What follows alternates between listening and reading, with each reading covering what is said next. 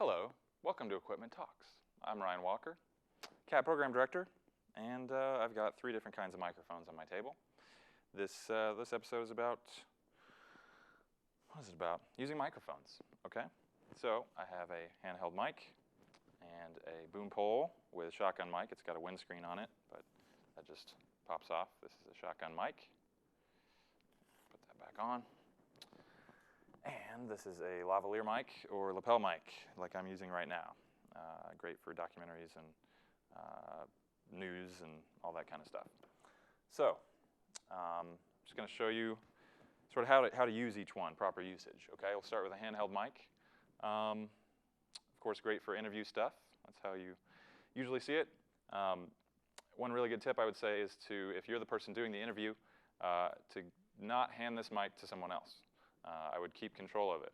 If you're doing a man on the street kind of thing, going around talking to people, keep the mic in your hand, because if you hand it to them, they don't know where to hold it. They'll kind of swing it around. They might hold it down here. They might forget about it.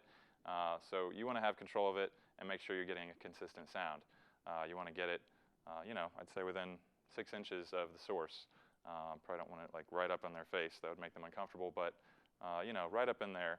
If it's down here, you're probably not going to get a good signal. But just don't be shy. Get it out there. Get it right up close to the signal and keep it consistent so you'd have a nice, even sound, right? The lapel mic, right here. Yeah, okay, so you want to disguise the wire, right? Like here I've got it run under my shirt and going to my back pocket.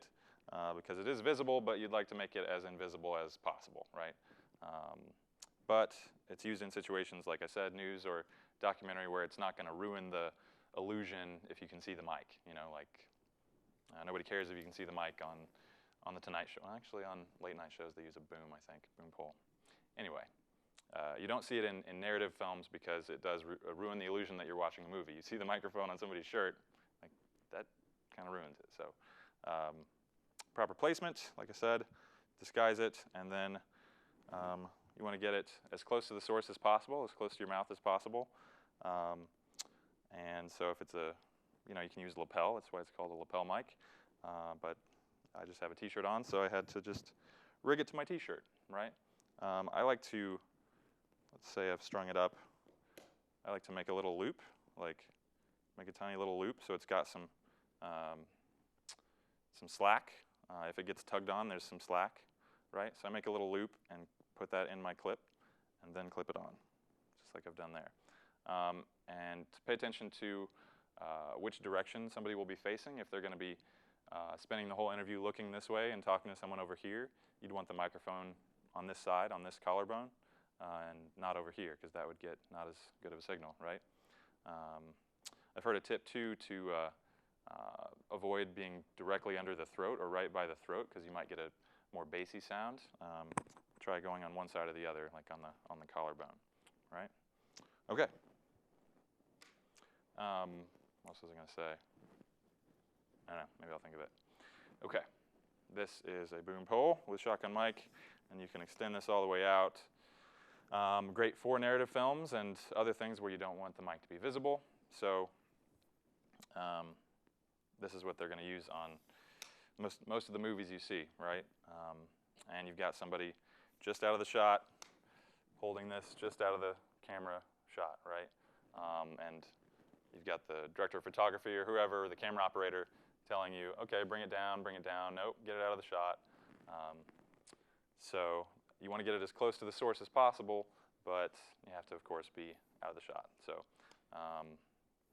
really the only trick to this is staying comfortable, because if you're doing this for a long period of time, you're not going to be able to hold it like this because your arms will get tired in about a minute. So just find something comfortable. If it's holding it down here where you're nice and relaxed, or holding it over your shoulders, something like that. Just something where you're relaxed and can have stamina. And like I said, this is very one-directional. The shotgun mic is pointing at one thing and kind of isolating that sound. It's blocking signals coming from the sides and from the back. So if it's a dialogue scene, say, and I've got two people sitting here, I can just turn this back and forth with the dialogue. You can just use your hand to flip it back and forth